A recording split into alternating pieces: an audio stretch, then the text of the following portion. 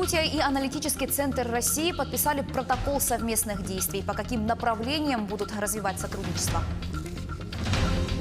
Сильный мороз не помеха. Экстремал Сантьяго на велосипеде добрался до Хандыги из Якутска. Сборная Якутии вернулась домой из Южно-Сахалинска. Как чувствуют себя юные спортсмены?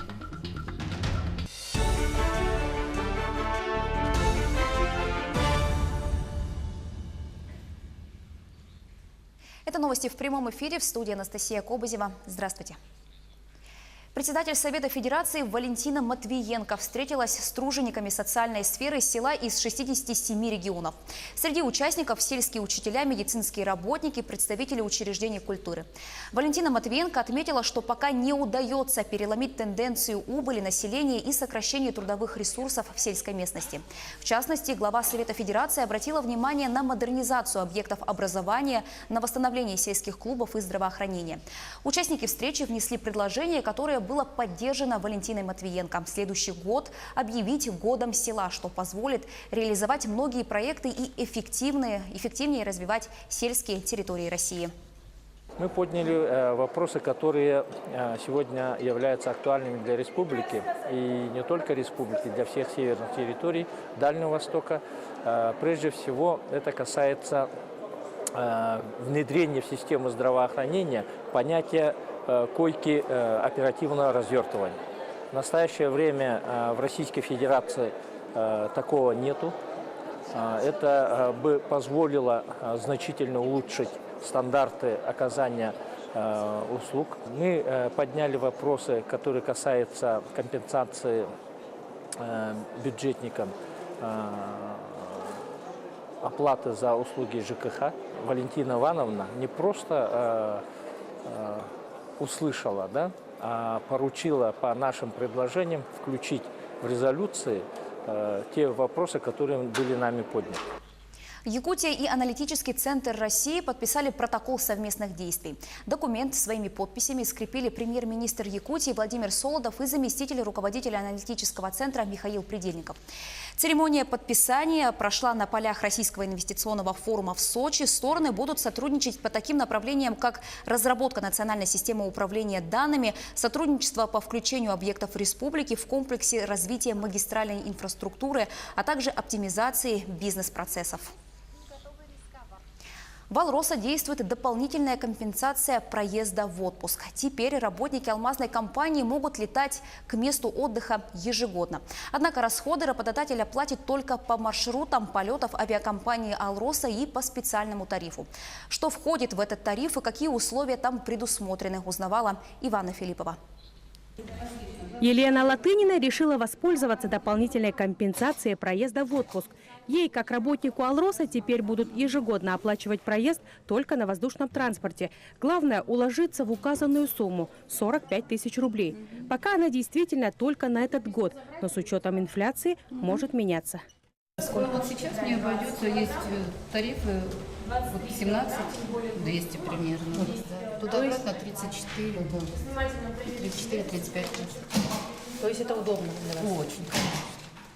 Для работников алмазной компании установлен специальный тариф. Согласно ему, расходы будут оплачиваться только по маршрутам авиакомпании «Алроса» в пределах России. Дополнительно заключены соглашения о предоставлении мест на рейсы авиакомпаний-партнеров «Ангара» и «Якутия». Очень скоро к ним присоединится еще одна российская компания «Ирайра».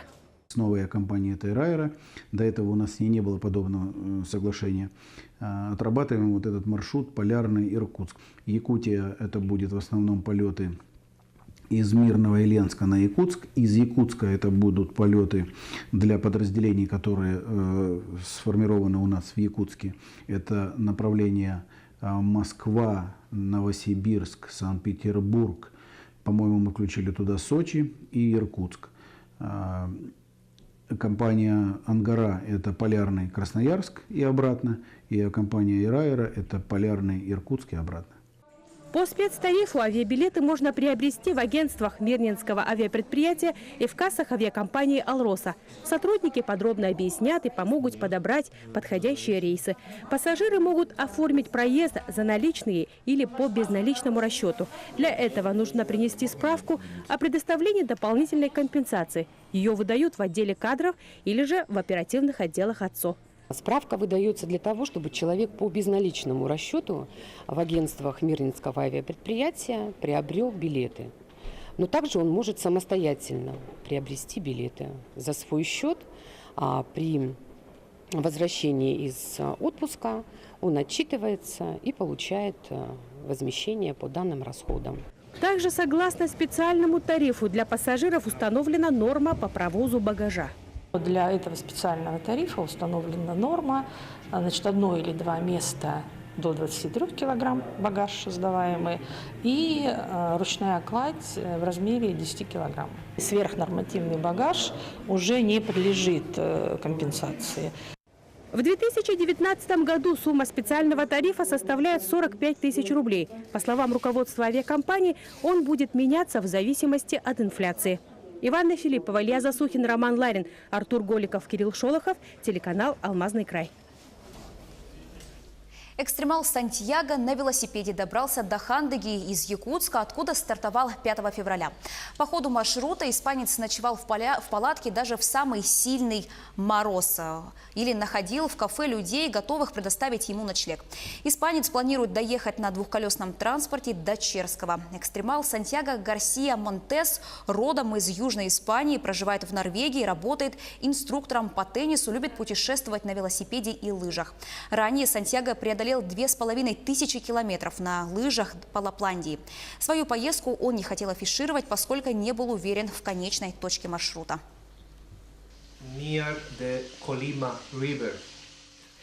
Есть зимник рядом с рекой Колыма. Этот маршрут уже проходили 3 года назад один поляк и 2 русских парня из России. Я держу связь с этим парнем из Польши, который проходил маршрут, так что у меня есть информация о том, как его пройти. В торговых рядах Кружала города Якутска проходит завершающий день 10-й юбилейной выставки кузнецов Якутии «Дархан-Уз». Традиционно в рамках двухдневной выставки продажи проводится конкурс ведущих мастеров-изготовителей якутского ножа. Напомним, вчера члены жюри выбрали лучших мастеров своего дела в таких номинациях, как «Лучший кухонный нож» и «Лучшая художественная композиция». Сегодня, как нам стало известно, буквально через час прозвучит имя победителя в 3-й номинации «Лучший охотничий нож». Отметим, что в выставке «Дархан-Уз» принимают участие более 50 мастеров из 17 районов республики, которые сегодня дали мастер-классы по заточке и применению якутских ножей. Также в рамках выставки была представлена личная коллекция якутских клинков Бориса Неустроева «Мандар-Уз». Выставка направлена, конечно же, на позиционирование тех направлений, которые сейчас у нас сильно развиваются. Основное ее направление нашей выставки – это сохранение культуры, дань предкам. Ну и, конечно же, все гости города Якутска, жители города Якутска могут прийти, посмотреть, купить изделия. Фактически сами мастера развиваются, уже выходят за пределы как республики, так и Российской Федерации. До самого мужского праздника осталась неделя. Представительницы прекрасного пола уже готовят поздравления своим защитникам. Каким должен быть идеальный подарок? Полезным или приятным? У каждой женщины, как, впрочем, и у каждого мужчины, на этот счет свое мнение. Что дарить любимым мужчинам? В преддверии Дня защитника Отечества над этим вопросом задумываются все представительницы прекрасной половины. Впрочем, большинство вариантов уже рассмотрено. И жены, матери, дочери и подруги уже приступили к подготовке сюрпризов. Ну как будем поздравлять? Ну как обычно. А как обычно? Ну, стол накроем. Мужа, отца будем поздравлять. Одни дамы подходят к приготовлению подарка с выдумкой и вдохновением. Другие вовсе не считают, что носки и дезодорант банальные. Напротив, это вещи необходимые. Ну вот эти наборы мужские, как обычно. Носки им уже надоели. Не знаю. Ну, каждая женщина, наверное, знает, что приносит какое-то удовольствие или радость мужчине своему. Часть женщин, несмотря на приготавливаемые поздравления, все же задумываются о сути 23 февраля. Чей это праздник, День защитника Отечества? Далеко не всякий вообще мужчина. Не то чтобы даже и защитник Отечества. Но готовить пора. Я уж приготовила. Каким должен быть идеальный подарок? Полезным или приятным, неожиданным или давно желанным? У каждого мужчины свой взгляд на этот вопрос. Не знаю, машина, наверное. Носки, конечно же. Их вечно не хватает. Впрочем, в одном мужчины солидарны с женщинами. В выборе подарка близкому человеку универсальных советов быть не может. А вот атмосфера праздника во многих семьях одинакова. У всех есть разные, как говорится, приоритеты. Кому-то интересны спортивные товары, кому-то охотничьи рыболовные товары. То есть это жены должны лучше знать, чем занимается ее мужчина, чтобы делать такие подарки. Ну, не знаю, в каждой семье, наверное, по-своему подарки дарятся. Ну, самое главное – это внимание, любовь знакомых, близких, родных.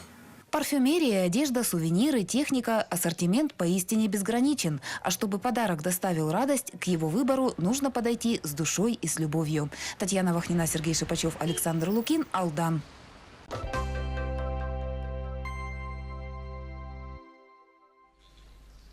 Юные спортсмены Якутии, герои первых зимних международных спортивных игр «Дети Азии» вернулись домой. Этим утром в аэропорту Якутска совершил посадку спецбор авиакомпании «Якутия». Этим рейсом в Якутск прибыли все спортсмены, кроме лыжников и биатлонистов. Они продолжат соревноваться в дальневосточных чемпионатах.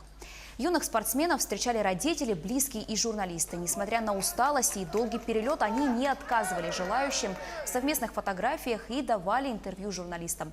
Напомним, сборная команда Якутии вошла в десятку лучших. Якутяне принесли в копилку сборной 6 медалей, 3 серебра и 3 бронзы. Выступил хорошо, занял 2-е место. Организация была вообще хорошая, все понравилось. Тренеров за то, что они предложили эту идею, а родителям за то, что отдали на хоккей. Очень хорошие, очень дружелюбные люди. Там очень много людей, очень хорошо катают. Для их опыта нужно еще максимум год или 2 года тренироваться, чтобы быть на их уровне. Ребята совсем довольны участием в спортивных соревнованиях. И хочу я пожелать им дальнейших соревнованиях, участиях, побед. Они должны не заканчиваться, они должны продолжать. Поэтому хочу поблагодарить за упорное участие в спортивных соревнованиях. Я хочу поблагодарить наших спортсменов за подготовку наших спортсменов. Наши корреспонденты продолжают следить за развитием событий не только в республике, но и за ее пределами. Еще больше новостей на наших официальных сайтах як24.ru и nvk-online.ru. Оставайтесь с нами.